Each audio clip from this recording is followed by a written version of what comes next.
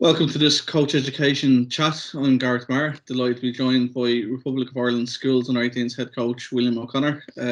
William, just to jump straight into it, how did you get involved with coaching schoolboy at the schools level?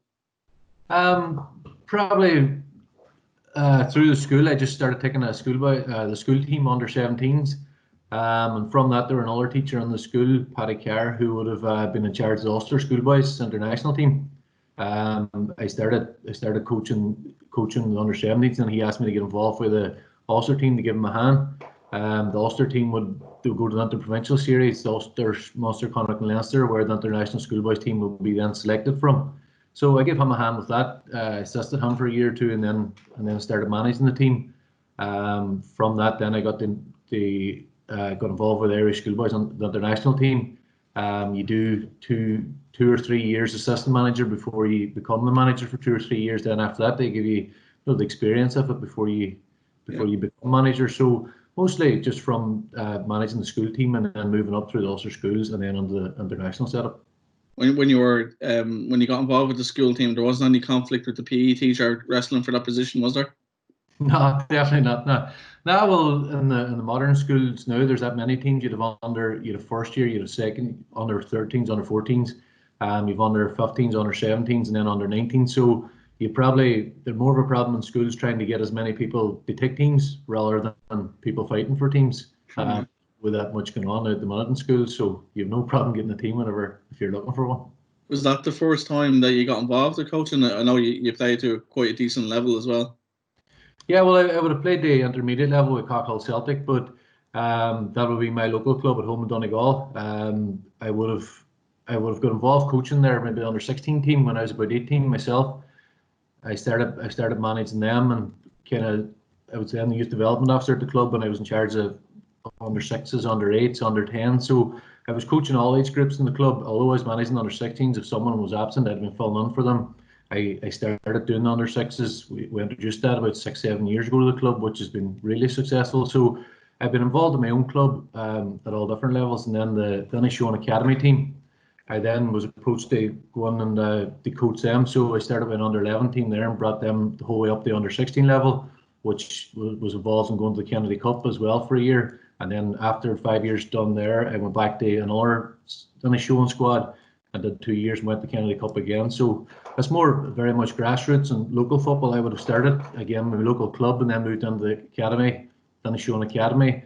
Then moving on to Finn Harps was probably from being involved with the schoolboys, the Ulster team. Cockhill would have played against Ollie Horgan. With Cockhill would have played Fanad in the Ulster Senior League, but I probably would have got to know him better from managing the Ulster schools team, where he would have been selecting the international team and discussing with him there, and then been involved in the international team. I got to know him better, but that's probably where I got involved with Finn Harps, is through the Ulster schoolboys team. It sounds like that teaching's kind of always been part of your DNA. Did the coaching almost lead you to a career in teaching, or vice versa? No, I just kind of got involved in coaching and really enjoyed it and enjoyed the challenge of it and kept on doing it. And I was probably doing it then nearly every day of the week, and I really, really enjoyed it. Again, I was probably coaching before I was teaching, and probably later on when you go through your courses and all, you realise the similarities between both of them. But it wouldn't have been a matter of whenever I was coaching underage, I was thinking about teaching. It was more just doing what you enjoy, and then later on now, and especially going through the courses, you really find out how similar both of the roles are. In terms of coaching school children or school kids, how challenging is that compared to your time at Finn Harps, for example? It would be a big difference, but again, when you're coaching young kids, maybe 15, maybe 7, 8 years of age, it's really enjoyable. There'd be less challenges nearly than there would be with the senior players, because they really enjoy it. Not that the senior boys don't enjoy it, but at that age they're that eager and enthusiastic and mad to get playing football and stuff like that. It's really, really enjoyable to see them enjoying themselves and expressing themselves and improving week by week. What are the challenges though with dealing with school kids? Like, obviously, I suppose the obvious, they're still in school. They've got studies, they've got a lot on their mind. They're playing for their club. So there's some of them are probably playing different sports, or maybe they're starting at that age to give up sports and focus on football. But there's a lot of different things that they're juggling at that time, isn't there? Yeah, the biggest problem with second level schools anyway, like if you're managing a team that, especially if it's a big football school, that most of the players are all playing with League Ireland teams now at that age group, and they've schools, so they're probably training four nights a week. So for you to put on a training session after school, they're going to be training with you for 4 to 5, and then maybe going on to their own football, which isn't right, or which isn't fair for the players. So you nearly have to prioritise that their training in the evenings more important than maybe your school team training. So you can't really get much training sessions or time on the pitch with them due to their schedule. Again, with games as well, you're trying to probably schedule games earlier on the week because they might be playing on Saturday and stuff like that. So it's nearly the biggest problem with second level schools, I know, in coaching, is the schedule the boys have. They're probably doing too much rather than trying to add stuff to their schedule. I think maybe the only way you might get a benefit or improve from it would be maybe by the clubs linking in better with the schools, and maybe trying to, if they're in school, like if they're training 4 nights a week, maybe their PE classes, or maybe when they do lunchtime or whatever, maybe link in, and maybe like with the schools now, they've all good gym equipment. Some of them actually have top class gyms, and maybe get their gym sessions done in school, which would allow them to get more pitch sessions during the week or something like that. But again, it's nearly the clubs if they link in with the schools to try and improve that. To get as much out of the boys' time as they can. I understand, like for a representative team, you're obviously looking for the best players around the country to call up. But and I appreciate, like at most of the best players are going to be playing, the League of Ireland underage teams. Are there exceptions to that? Sometimes can someone kind of pop out of the radar and just be really good at a particular level, whether in school, and kind of catch your eye, like? What do you mean there?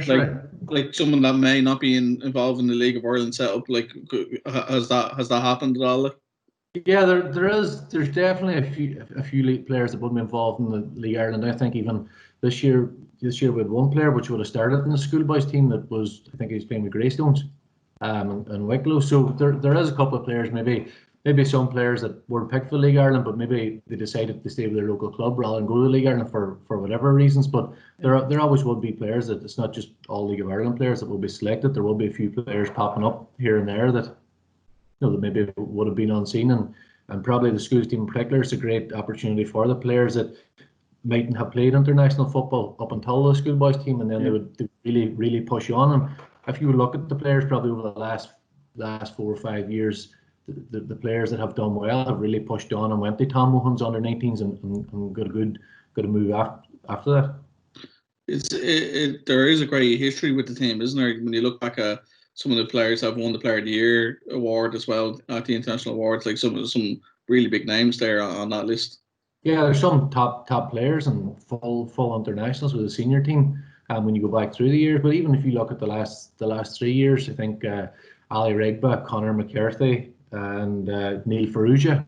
One's playing with Shamrock Rovers, the other got to move to Scotland, and the others left their city. So them 3 players that probably wouldn't have got capped international football, that played for the schools and really excelled and pushed on. So that's a really good platform for them. And if you go back, if you look through the League Ireland teams, most of the top players in League Ireland would have played through the international schools team and really pushed on. And what's a lot of focus now on the League Ireland clubs, and maybe trying to, with the new setup, trying to get players to stay at home that wee bit longer rather than going to England when they're 15 or 16 and struggle, because we all see the volume of them that come back and don't actually make it a career. That the schools team should be probably improving over the next few years and getting better and better every year. And that's a brilliant platform for players, even they have been capped before or they haven't, but that's a great stepping stone from them. And every time they go out and train or play friendly games or the international games, the whole international management team are there watching them, 18s, 19s, and even 21s. And it's a great platform for them to go and express themselves, and maybe it's a stepping stone for them. And even players, for the late developers and stuff like that, that maybe physically haven't grown when they're 15 or 16, that they really catch up in the later years, that it's a good platform for them as well. It's a great point, actually, because it's a changing world now, isn't it? Obviously, as you mentioned there, I wouldn't say the failure rate, but the conversion rate from schoolboy or YTS to senior level and the pro contracts in England is I think it's 99.8% or something of them that don't make that jump. So the addition of the underage leagues in the League of Ireland with the emphasis on education is fantastic because, as you say, the international management are taking account of this. I think Colin O'Brien mentioned recently that his most recent squad had 14 home-based players, which is fantastic. So to have that emphasis on education while still developing your football is such a plus now. Yeah, I think everybody, the players, the parents, coaches, and all, they realise that if the young boy stays in Ireland and gets, he's playing at a really good level, first of all, with the new league structure. But if they can get a leaving cert behind them, and they've something to fall back on, even if it doesn't work out. But they're also going over with a lot more experience and better, a better backing behind them to go and do well over there, rather than go over when they're 15, 16-year-old when they're probably not ready for it. So again, if you says Collins under 17 team, a lot of home-based players and stuff like that, and by no means are they at a poor level on the boys over the last few years. They're actually doing really, really well in the tournaments. And even with Tom, and even when Stephen went into the 21s, there are a massive selection of League Ireland players from the League Ireland senior teams and the underage team, with the both players, and that's all coming down to the likes of the players staying that bit longer. In terms of that balance with education, is that something that you battle with, or you have to balance when you have players in with you? Will you have to provide periods for study time and stuff like that, or is it a window where they can take a break from that? Yeah, well, you would kind of work around it. We would start the provincials where the 4 provinces would play would be the week after the League Ireland 19s and 17s would finish.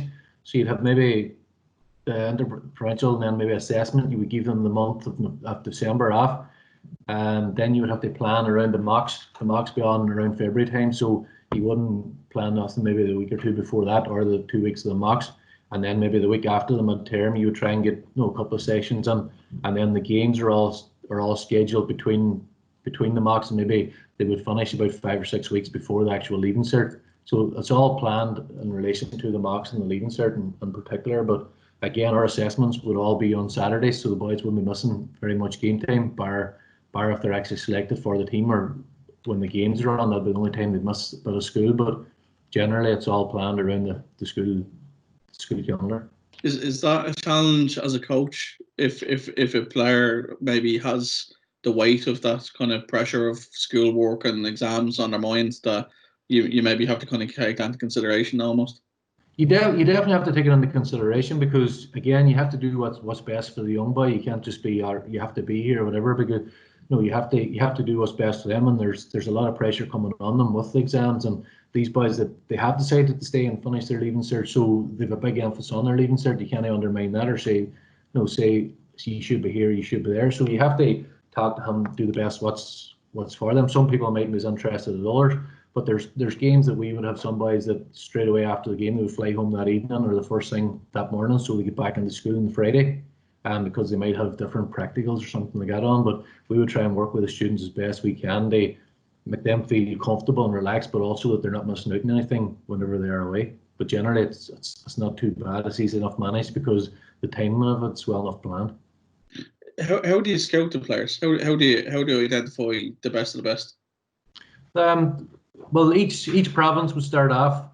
They would contact the teachers in the school to nominate the people they put forward to the trial process, and then each province would select their 16 to go to the provincial. But me and the international management team would constantly all summer be watching the players at that age group in the League Ireland games.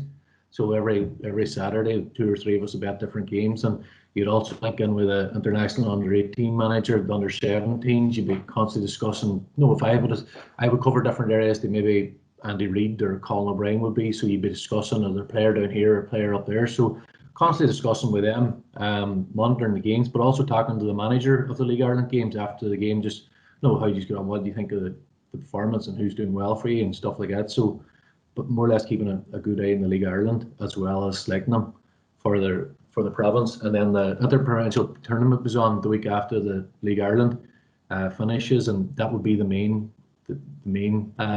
selection point. From there, we would select from the 64 players that will be there. We'll take it down to about 28, and then finally cut it down to a squad of 18 then after that. And as we've kind of already alluded to, it's an opportunity for these players to represent their country, to earn caps and to play in an international tournament. Yeah, it's a brilliant opportunity for the players to go, and as I say, is about the opportunities that come from them. Like, I think Ali Rigba was he was spotted for his he got signed for Leicester there, but I think whenever we played England over in England, that's where Leicester came on it, because they contacted the English FA. They let them know from that. So there's a lot of scouts and international management and everybody there watching the games. And the games are all, last year they were live on YouTube, and the year before that they were live in their sport. So it's a massive platform for the boys to go and showcase themselves and really do well. But even the enjoyment of it and the honour to represent your country, it might be the only chance these boys, it might be the only international cap you get, and it's something you'll always remember whenever you're going to represent your country, because no matter what level or what you do, it's always a massive honour. For yourself, for your own kind of coaching developments, William, you've just come through the UEFA Pro license course. How was that experience, and why did you pursue that? Yeah, it was an unbelievable experience from my point of view. As I explained earlier on, I wasn't coming into football from being an ex-player. I more or less started at the grassroots and with the local underage teams, and would have built my way up. Incredible experience. Probably the highlight of the course was the candidates on it, and being with them for a year and a half.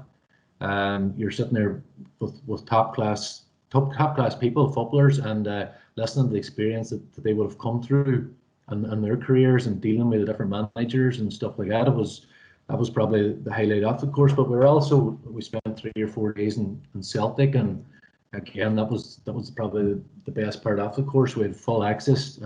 Probably with Damien being involved with Celtic, it was which helped it to get us such a good access. We had, like, the system manager, Damien himself, the manager, all part of the club, from the video analyst and the whole works, coming in and giving us maybe an hour or two's talk on what they actually do, and the whole club in general. Like, we're standing on the pitch side for the first team's training sessions, talking to the manager, and you couldn't have got any better access from it. And like, the goalkeeper coach, and how nice and how well run the people, and how actually good at their job and eager they were to they pass on their knowledge. It was a really, really incredible experience to be at such a top club and getting such a full on-site. We've been to UEFA and stuff. Martin O'Neill, or Michael O'Neill, was giving a talk there, as well as the chairman of Basel, and mixing in with the 3 different countries that were there with us for the week in UEFA was really, really good. You had the Dutch international assistant manager and first team coach giving you a couple of hours presentation on how they would prepare against France in the Nations League after France won the World Cup, and Eddie Irvine presenting the Man City, how they prepared for Man City the year before that when he was assistant manager in the Premier League. So really, really incredible high level of detail and stuff like that.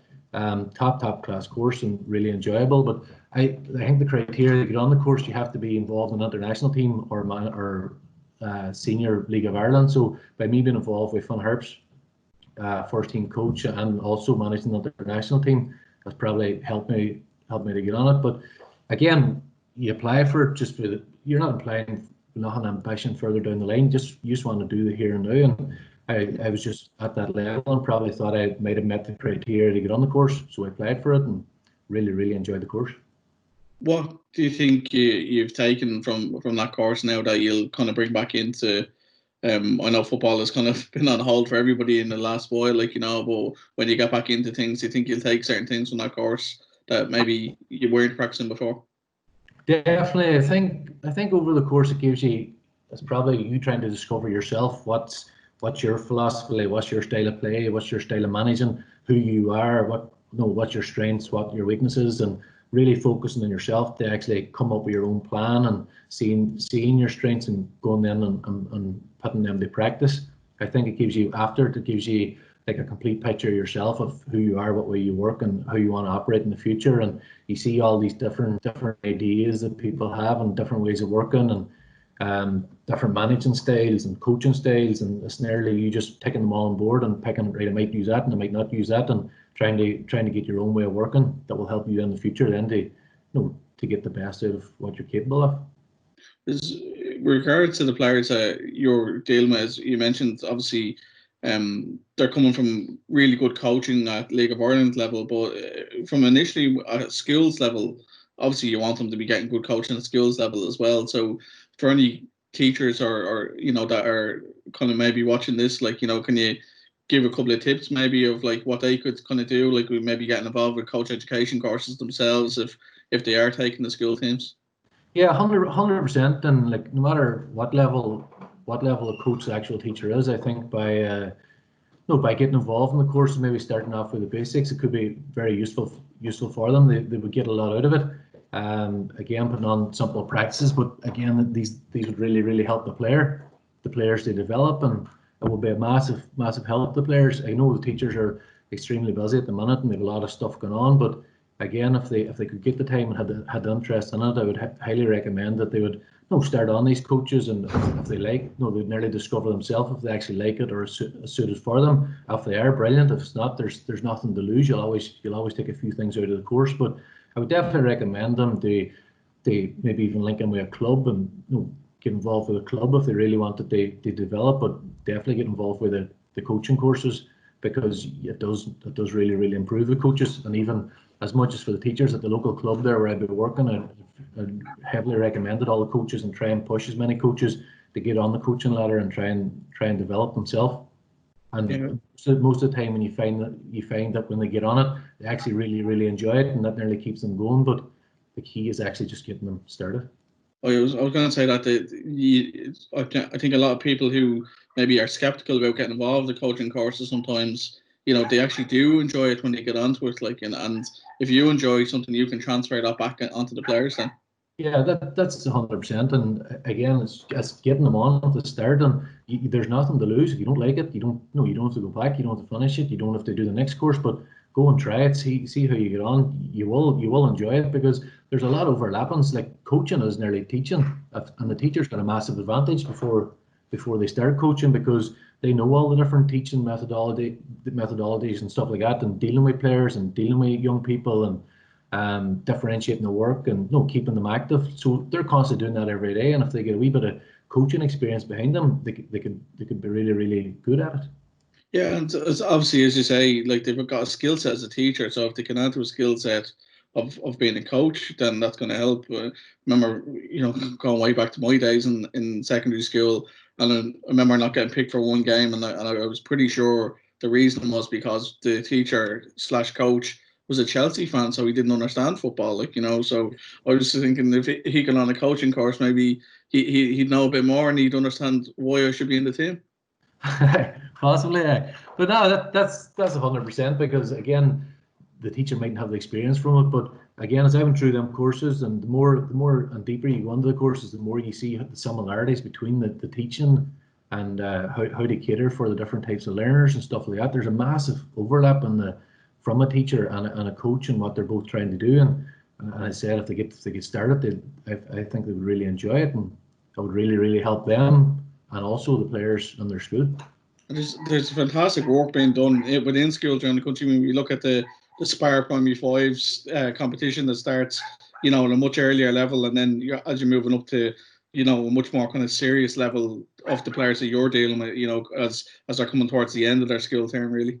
Yeah, I was at the Spire's finals last year in the Viva Stadium. The local school was in it, and an incredible day for that, and an experience that them young boys will never forget. Getting to play in the Viva, and how well organised and run it is. It was really impressive to watch it and experience it.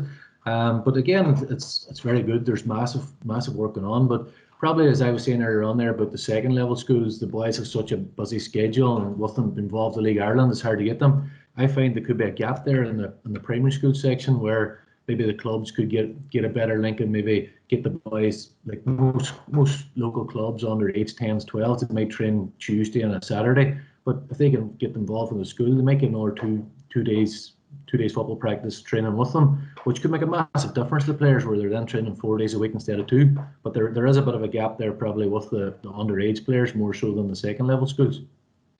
Yeah, it's certainly going in the right direction though, I think, and someone like yourself who's moving up the coaching ladder, and William, this is a fantastic insight there. It's great to catch up with you, and thanks very much. Thanks very much.